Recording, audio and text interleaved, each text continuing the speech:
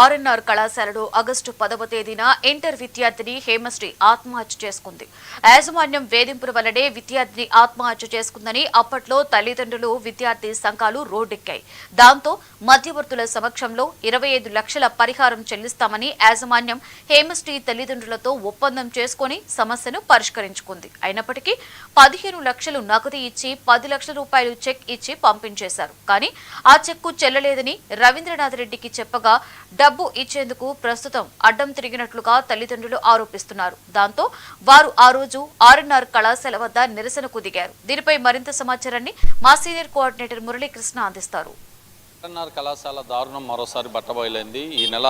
ఈ ఏడాది ఆగస్టు 10వ తేదీన వేధింపులు తాళలేక హేమశ్రీ అనే ఒక ఇంటర్మీడియట్ విద్యార్థిని ఆత్మహత్య చేసుకుని మృతి చెందినటువంటి పరిస్థితి. ఈ నేపథ్యంలో అప్పట్లో విద్యార్థిని తల్లిదండ్రులు, అదేవిధంగా విద్యార్థి సంఘాలు భారీ ఎత్తున రోడ్డుపైన నినాదాలు చేసినటువంటి పరిస్థితి కనిపించింది. అయితే ఈ నేపథ్యంలో ఒక్కసారిగా విద్యార్థి సంఘాలు, దీంతోపాటు కొంతమంది పోలీసులు మధ్యవర్తుల సమక్షంలో విద్యార్థిని తల్లిదండ్రులతో పాటు యాజమాన్యం కూడా ఒక ఒప్పందం అయితే చేసుకున్నట్లుగా సమాచారం అందుతోంది. ఈ నేపథ్యంలో కొంత నగదును కూడా విద్యార్థిని తల్లిదండ్రులకు ఇచ్చారు. అయితే దాంట్లో 10 లక్షల రూపాయల మొత్తానికి సంబంధించి చెక్కులను అందజేశారు. ఆ చెక్కులు కూడా బౌన్స్ అవడంతో ఆ విద్యార్థిని తల్లిదండ్రులు ఎవరైతే ఆర్ఎన్ఆర్ కళాశాల యాజమాన్యానికి ఫోన్ చేసి మాట్లాడడం జరిగింది. అయితే అక్కడ ఉన్నటువంటి యాజమాన్యం పూర్తి నిర్లక్ష్యంతో మేము ఇచ్చేదే లేదు, ఏం చేసుకుంటారో చేసుకోండి అని కూడా తల్లిదండ్రులకు సమాధానం చెప్పినట్లుగా తెలుస్తోంది. అయితే హేమశ్రీ తల్లిదండ్రులు ప్రస్తుతం ఇటు నెల్లూరులోని ఆర్ఎన్ఆర్ కళాశాల వద్ద నిరసన కూడా దిగారు. ఒకసారి వాళ్ళతో మాట్లాడే ప్రయత్నం అయితే చేద్దాం. చెప్పండమ్మా, ఏంటి ప్రధాన డిమాండ్? మొన్న ఆల్రెడీ నిరసన చేశారు, మీ మధ్యవర్తిత్వం కూడా జరిగిందని తెలుస్తుంది. ఏంటి ఇప్పుడు డిమాండ్ ఏంటి? అవును సార్, ఆ రోజు మా పాపని మేము వచ్చేగాలికి మరి జరిగిందని చెప్పినారు. పాపని ఇవ్వకుండా మమ్మల్ని ఇబ్బంది పెట్టినారు. స్టేషన్ దాకపోయినాము.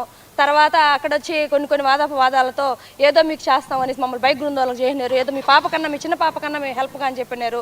దాన్ని కూడా ఈరోజు మాకు అన్యాయం చేసి చెక్ రూపంలో వాళ్ళు ఇచ్చేసి అన్యాయం చేసి మమ్మల్ని చాలా బాధాకరంగా ఈ సిచ్యువేషన్లో బిడ్డను కోల్పోయి మేము మళ్ళీ రెండోసారి న్యాయ పోరాటం చేస్తున్నాం సార్. వీళ్ళు దొంగగా ఉన్నారు సార్, మాకు న్యాయం చేయకుండా ఏం పీక్కుంటారు పీక్కోండి అని మమ్మల్ని బెదిరింపు సవాలు చేస్తారు సార్. మాకు న్యాయం చేయకుండా మా బిడ్డకి జరిగిన అన్యాయం ఇంకే బిడ్డకి జరగకూడదు, మాకేం న్యాయం చేస్తారని అయితే మా ఉద్దేశం. ఈ రోజు కూడా పోరాడతాం సార్. మేము ఏం జరిగిందంటారని ఆ రోజు మాట్లాడుకున్నారు, కొంత అమౌంట్ కూడా ఇచ్చారని చెప్పి తెలుస్తుంది. ఇప్పుడు ఏంటి డిమాండ్?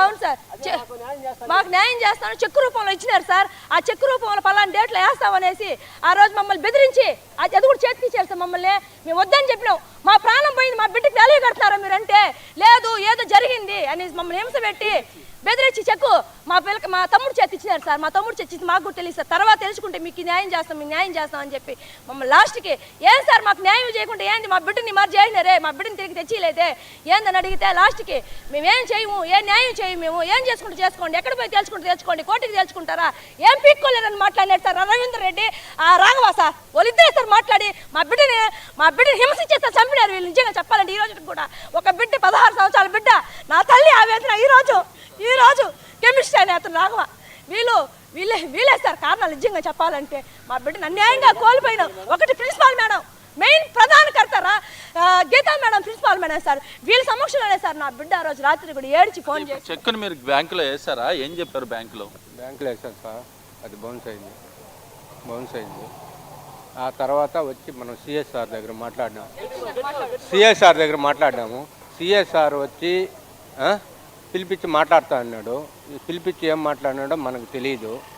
ఆ తర్వాత వచ్చి మీరు మళ్ళాక యాజమాన్యానికి చెప్పారా ఈ విధంగా చెక్ బౌన్స్ అయిందని? రవీంద్ర చెప్పాము, ఫస్ట్లోనే చెప్పాము.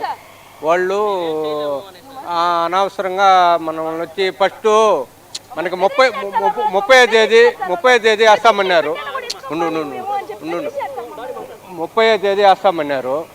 ఆ తర్వాత వచ్చి మళ్ళా ఇంకొక 10 రోజులు ఆగి మళ్ళా ఫోన్ చేసినాం. మాకు తిరుపతి పోన్నాము, డబ్బులు కుదరలేదని ఫస్ట్లో చెప్పుకొని వచ్చారు.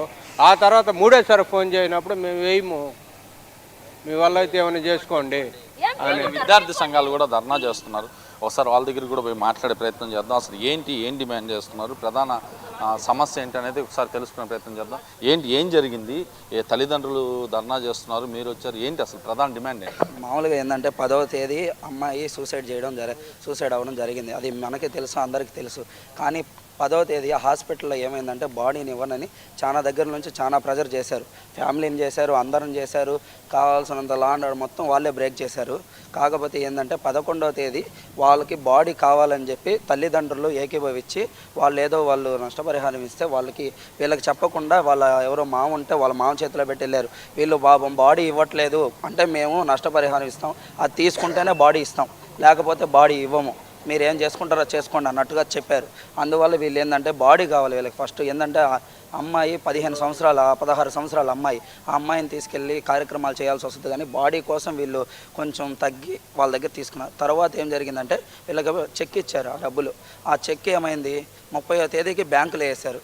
30వ తేదీ బ్యాంకులో వేస్తే అది 4వ తేదీ చెక్ బౌన్స్ అయ్యి వచ్చింది.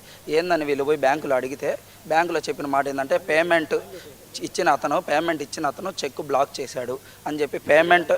ఇప్పుడు ఏమంటున్నారు, ఇప్పుడు వచ్చి ఏంది సార్ ఇది పద్ధతి కాదు, అందరి ముందు సమక్షంలో ఇచ్చారు, పాపం వాళ్ళకి న్యాయం చేయండి సార్, ఎట్టో వాళ్ళు బిడ్డను కోల్పోయి అన్యాయంగా ఉన్నారు, వాళ్ళకి అన్యాయం చేశారు ఆల్రెడీ, మీరు ఇప్పుడైనా న్యాయం చేయండి, న్యాయం చేయమని మేము అడుగుతున్నాం.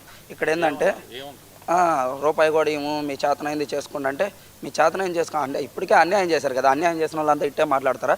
ఇంకెంతమంది ఆడపిల్లకాయల జీవితాలు అదేవిధంగా ఏదైతే నెల్లూరుకి సంబంధించి ఆర్ఎన్ఆర్ కళాశాల ప్రాంగణంలో అయితే చెక్కులు ఇచ్చారు, ఆ చెక్కుకి సంబంధించి బ్యాంకుకి వెళ్తే చెక్కు బౌన్స్ అయింది. కేవలం ఆ రోజు తప్పించుకునే ప్రయత్నం చేసి ఇవాళ చెక్కు బౌన్స్ చేసుకొని, చెక్కు బౌన్స్ అయిన తర్వాత తమకు న్యాయం చేయాలని చెప్పి ఆర్ఎన్ఆర్ కళాశాల యాజమాన్యం రవీంద్ర రెడ్డి దగ్గరికి వెళ్తే మీరు ఏం చేసుకుంటారో చేసుకోండి అంటూ కూడా ఆయన నిర్లక్ష్యంగా సమాధానం చెప్పారు. తమకు న్యాయం చేయాలని చెప్పి ఇక్కడ బైఠాయించిన పరిస్థితి అయితే ప్రస్తుతం కనిపిస్తుంది. వీడియో జర్నలిస్ట్ వంశీతో కలిసి మురళీకృష్ణ, 99 టీవీ నెల్లూరు నుంచి.